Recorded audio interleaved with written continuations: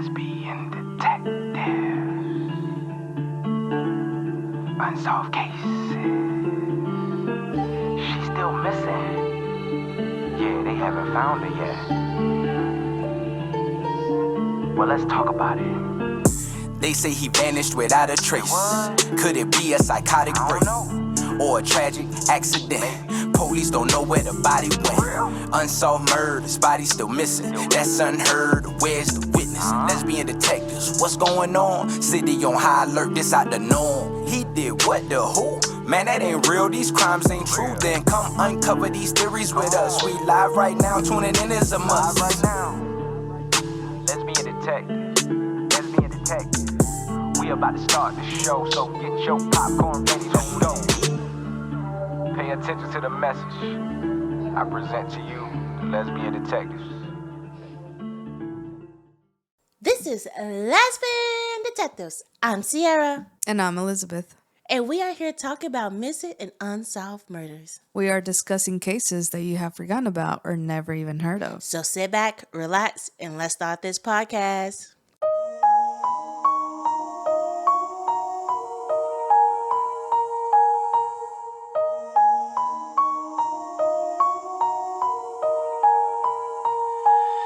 Welcome back, everybody. This is a new episode on a new week.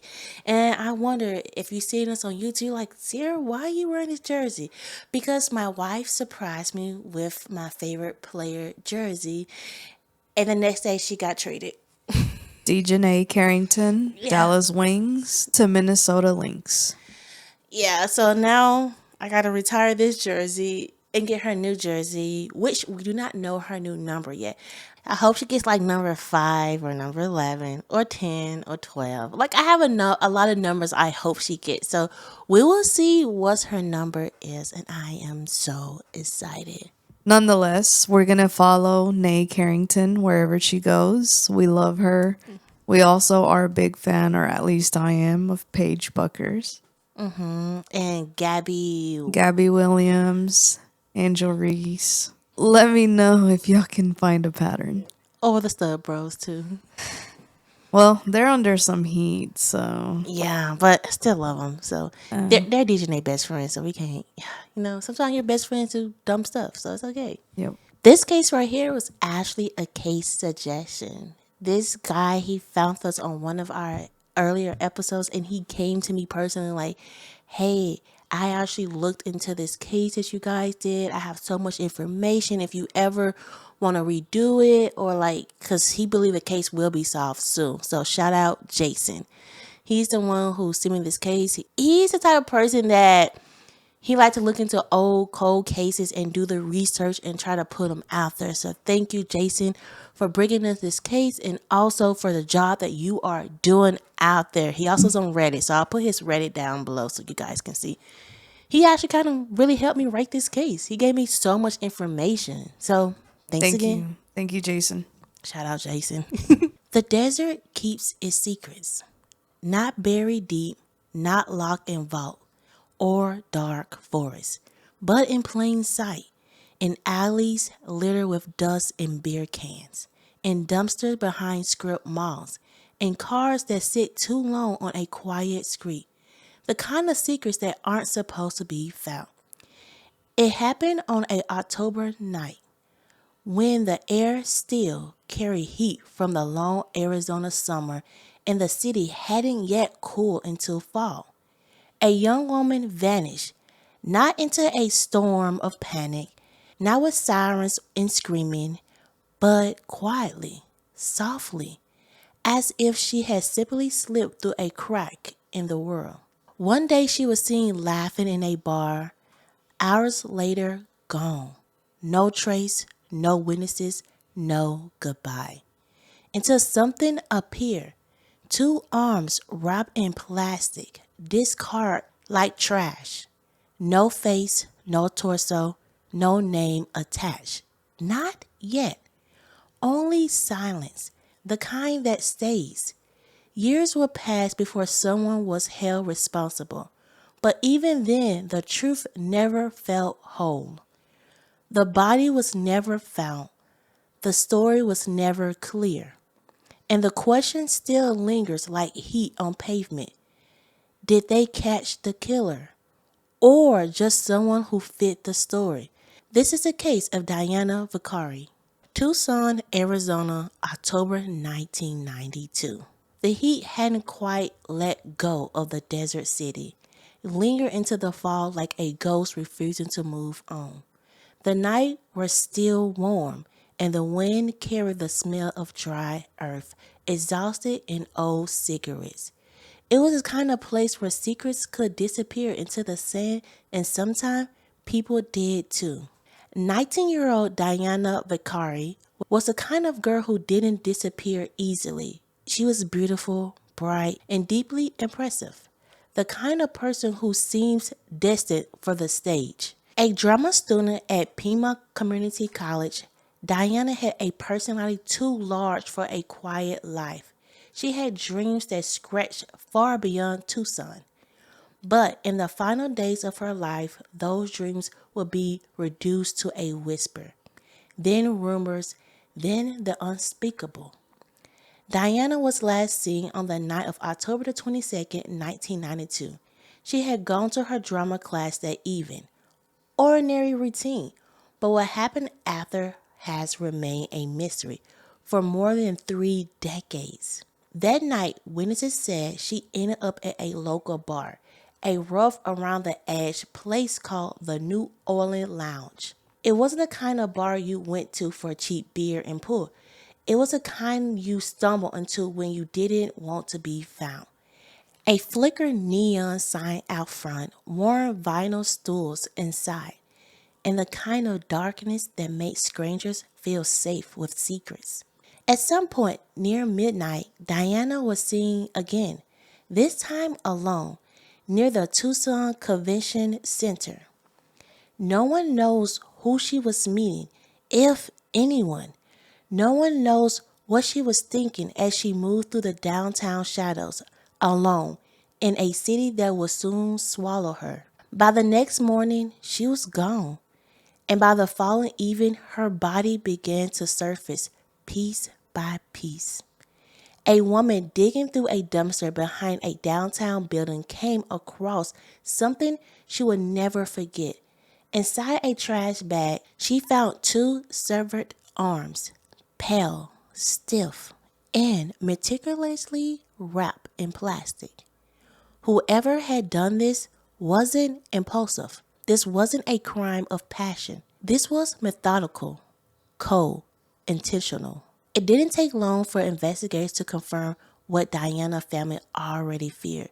The arms belonged to her, and that's all her family ever got back. No torso, no leg, no head.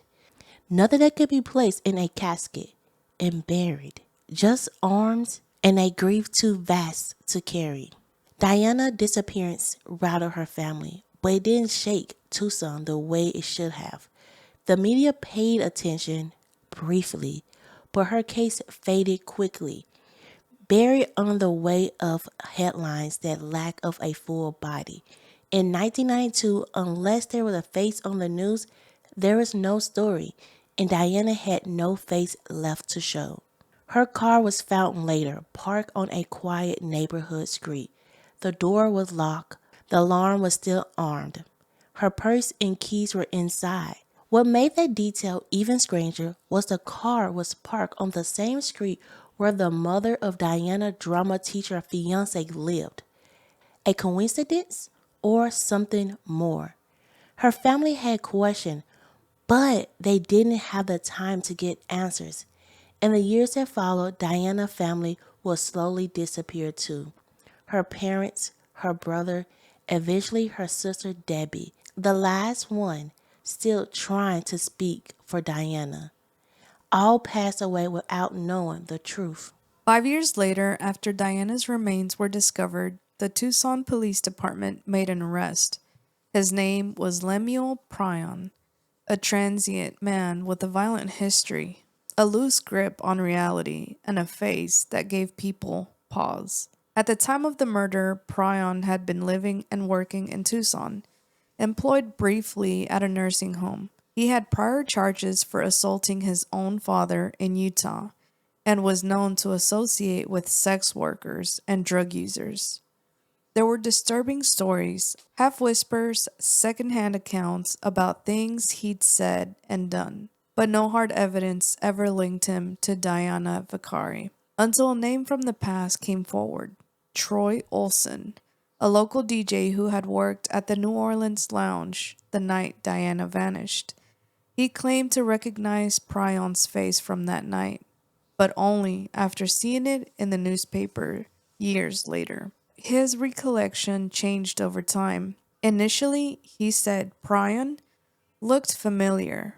Later, at trial, he testified that Pryon was smaller than the man he remembered. His co-workers contradicted his version of events. But in the end, the prosecution didn't need certainty. They needed a narrative.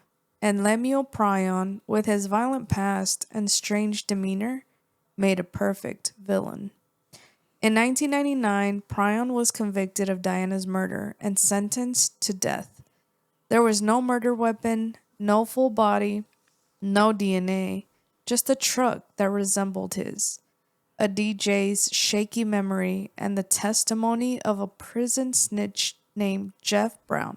Jeff Brown, who claimed Pryon confessed while they were incarcerated together. Brown alleged that Pryon spoke about dismembering Diana and disposing of her in parts. He claimed Pryon made grotesque, misogynistic comments, but Brown was serving time himself. He had motive to lie, and no one could corroborate his story. Still, it was enough. Debbie Vacari, Diana's older sister, never believed the case was solid. She said as much during the trial. In a quiet, weary voice, she once told reporters, "I hope the prosecution knows what it's doing. They didn't tell us a whole lot." Years later, Debbie posted videos to a small YouTube channel where she spoke about her sister's case. They weren't polished, they weren't professional, but they were raw, real, and filled with heartbreak of a sibling who couldn't forget. She spoke of how her mother had gone searching for Diana in the days after she vanished, knocking on the doors of the drama teacher's family. Debbie believed Diana had been involved with the teacher, a man over a decade older than her. When Debbie later ran into the same teacher at a karaoke event, he allegedly told her he'd passed a polygraph and had nothing to hide. But the doubts lingered. Then there was another man, a co-worker of Diana's named John Mazur. According to the defense, Diana had been looking for him the night she disappeared. He had a story of violence. In one incident, he bit a female co-worker on the nose. In another, he allegedly attempted to rape a woman. Police searched his car for blood, but no charges were filed. And then, perhaps most chilling of all, there was Gregory Scott Hatton. Hatton was a convicted child molester who had brutally assaulted his girlfriend's infant son in 1993. The baby was found with multiple broken limbs, sign of sodomy, and a herpes infection. Hatton was sentenced to life in prison along with the child's mother. But before that, he had worked at a gas station across the street from Iggy's, where both Diana and John were employed. He knew the Vicari family. Some claim he was friendly with Diana herself. No charges were ever filed against Hatton in Connecticut with Diana's case. In 2003, Lemuel Pryon's conviction was overturned. His DNA did not match what little evidence existed at the crime scene. The testimony that once held the case together was exposed for what it was: shaky, biased, and insufficient. He was released, exonerated by the courts, but the cloud of suspicion never truly left. In August 2023, Lemuel Pryon died in Utah. Diana's case? Cold. Her family? All gone. There's no open Crime Stoppers reward, no publicized TPD investigation, no detective assigned to chase what's left of the truth. The last known media coverage came in 2014 when Diana's last living sister gave a quiet, emotional interview to a local outlet. Since then, nothing. Just the sound of time moving forward. Just silence. Diana Vicari was 19 when someone took her life apart. Literally. She wasn't a runaway. She wasn't a criminal. She was a college student with talent, flaws, and a life ahead of her. And yet, the system failed to find the truth. It found a man who made sense, a man who scared people. And for a while, that was enough. But the real question still haunts the desert. Who killed Diana Vicari? And why was only part of her ever found? Before we end this case, let's sit back and remember the young woman that was murdered. Diana Vicari was only 19 years old when her life was cut into pieces, both literally and metaphorically. She was not just a victim, she was not just a case number.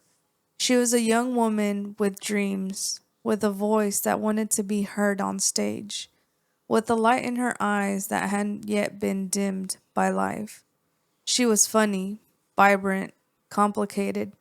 She laughed loudly and loved deeply. She was someone's daughter, someone's sister, someone's friend. And she deserved so much more than what the world gave her. All that was returned to her family were her arms, a cruel, horrifying fragment of the girl they loved. No mother should have to bury their child in pieces. No sister should have to spend the rest of her life wondering what happened in those missing hours between the last goodbye and the first headline. Diana never got the justice she deserved. The man who was convicted of her murder was later exonerated, and the truth, if it was ever known at all, died with the people who carried it. She never got a grave with her full name, never got to finish school, never got to fall in love, grow older, or see where her passion for the arts could take her. And now, decades later, there is no active investigation, no detectives combing through boxes of evidence, no fresh leads, just silence.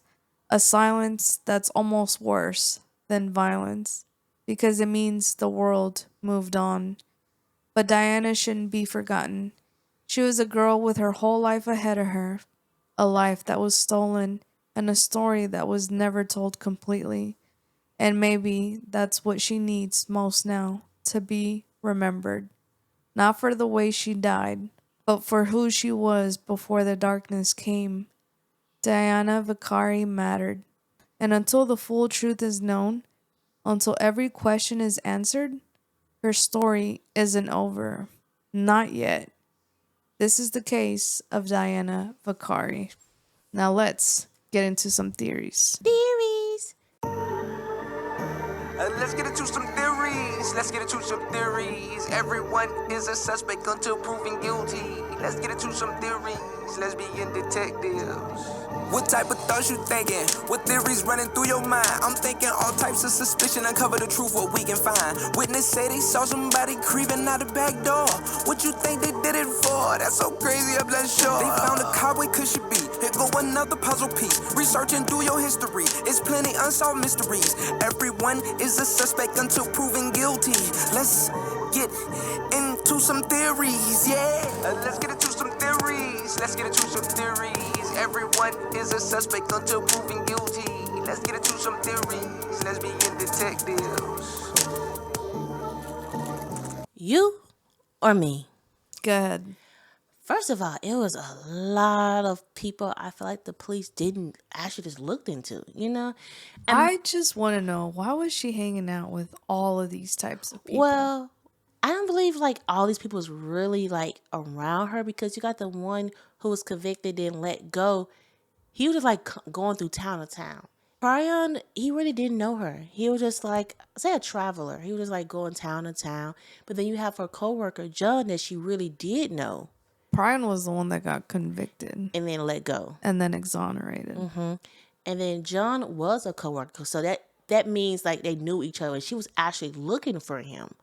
So that's a big theory. Like, okay, why was she looking for him? Well, like, did they have a situationship? You know, what was it? And then you have the drama teacher. That's the one, guys, I'm going to get into in a minute. I'm just going to go ahead and pass him for a second. And then the last man, the child molester one, Hatton. I don't even believe that he was involved. I don't see nothing with him. Like, I don't know. I don't see it with him. So I'm just going to excuse him. But the person I think that the police didn't look into, I feel like the police had a mindset like this was the guy. We're going to go with him. They didn't care. They had no evidence. They had nothing. But they still went for him. I mean, you had no DNA. You had him not be in the crime scene. The DJ, I said DJ. The DJ said, "Oh yeah, I saw him, but oh, it wasn't him. Oh, I don't think it was him. Y'all should let him go." And then the guy that was in jail, he was like, "Oh yeah, he said all these things." He was lying. Like everybody was like, "This man wasn't a good man. You know, he did do some dangerous and things to other people, but he wasn't a person for this crime." The drama teacher, that's the one I feel like the police didn't look into the most. Because her mom, I feel like moms have intuition. Her mom, when her daughter went missing, she went to that man's house, knocked on the door and said, "Where my daughter at?" She knew her mom had a feeling like this is a man that hurt my daughter. She went to him. And then her car was found on his fiance mother's street. Like, come on. So it's like, it was so much going for him. And I feel like how her body was like cut in half, that is somebody that did it for a reason, that because they want no DNA, nothing come back towards them for some reason. I feel like that's a person that really wanted the police not to find her body. The other two guys, I feel like they didn't have the knowledge to do that type of crime. They were like spur of the moment people. Like, oh, I see this girl, I'm gonna unalive her or try to SA her, and that's it, they gone. The person who unalive her, they thought this too. They're like, okay, I'm gonna get her. Because I feel like the coworker, she probably was looking for him, but she never got in contact with him.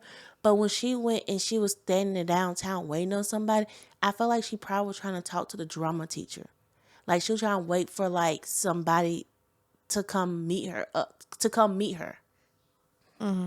I don't know. It's just how she was waiting. I feel like the drama teacher is the best one. Because if they was having an affair, of course they're going to meet up at night. Of course they're going to have their relationship. But I don't know. It's the mother for me. Her mother went and looked for him. It's so many pieces. I don't know. It's just, I don't know. I just have a feeling that it was a drama teacher and the police. I don't know if he had power back then or he knew police officer for them not to look into this man and then go charge another man with no evidence, with nothing to, I mean, they had nothing. Not even a fingerprint. Not even, I mean, come on. It just frustrating. I don't know. It's just frustrating that they went for him and they lost so much time because they was going for him. Right. So I'm not going to put anything past anyone. It seems like she was surrounded by a whole bunch of bad people. And I don't know if she just didn't know about it or she didn't really care. Like she didn't get scared off easily or if it was intriguing. I believe if it was the drama teacher, it's probably due to jealousy or maybe something happened, like she got pregnant or something and he didn't want that. The drama teacher, there is no history of that person being violent, so I can't really go off of that. But it is a possibility because that's the one that she was the closest to, and that's the one that I feel like has the most to lose. The coworker bit somebody on the nose. They had a history of being violent, and that night she was supposed to meet up with him. I don't know if they did. So that's part of what the police is not saying. Like if they did meet up or if they didn't meet up, I don't know. And then Hatton, I mean, he was a creep. He was a child molester. He did the unspeakable to a baby. So he doesn't even need to know her. He's so like deranged that I feel like if he saw her, he's like, okay, yeah, like this is what I want. This is what I'm going to take. And even though she didn't really have a relationship with him, the type of person that he is, he's just going to take his opportunity and run with it. So I don't have enough information to like just point one out. I'm just kind of thinking of how each one could have been a part of her murder. But it sounds like Hatton, because he sodomized somebody, to me, he would be the closest one to do the dismembering, which that's what happened to her. So I don't know. I'm still a drama teacher, and then you were like, he doesn't have any history of violence, but it was a Netflix show you was watching yesterday, and you remember one guy said everybody's a murderer. Until you Like, meet the right person. yeah, so like I don't know, that stayed in my head because if he has a fiance and he's cheating on her, what if she was pregnant? He got to get this baby.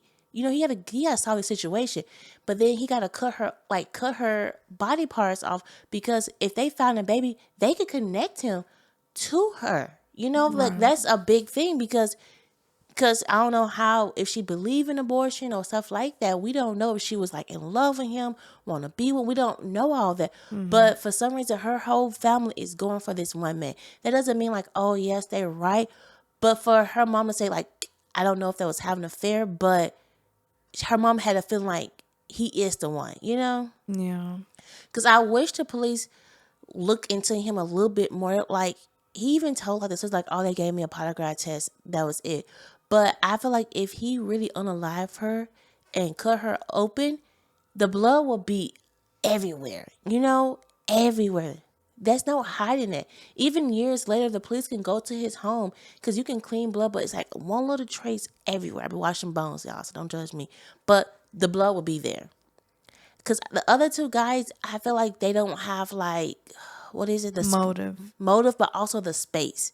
Like the one who was charged with her murder, he was going town to town. Like he can go to a hotel and chop somebody up. You know, he You don't. can. I mean, you can, but I don't know. It's just the space to me.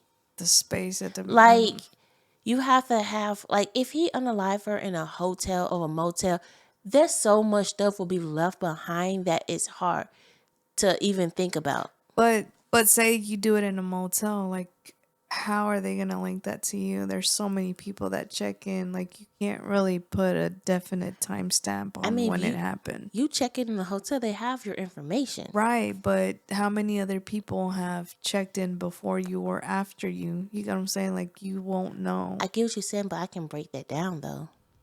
But Yeah. you can't prove it in a courtroom. If he checked in from this day to this day and she went missing on this date and he was in that hotel room in the blood, that's your I mean, the police that first of all, the guy that convicted, they have nothing. They had nothing. He was still sentenced to death. Okay? Let's think about that. This case is just whew. I just feel like the case went downhill too fast to me. Yeah. It's just I feel like it's a cover up. I don't know. I just get that feeling a little bit of a cover up.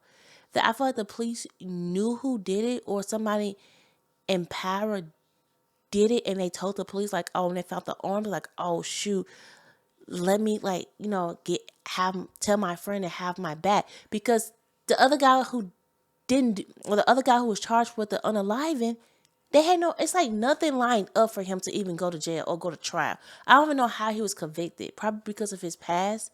That's why he was convicted. But I just don't understand. I don't think it's a cover up. I think it's just a lot of hearsay. So maybe, like you said, they found her car at the drama teacher's fiance's mother's house. Not House Street. Maybe she was really trying to look at the. Maybe she was truly trying to link up with the drama teacher, but maybe she lied to her mom saying that she was going to meet her coworker, John. And it's just a lot of hearsay, you Yeah. know?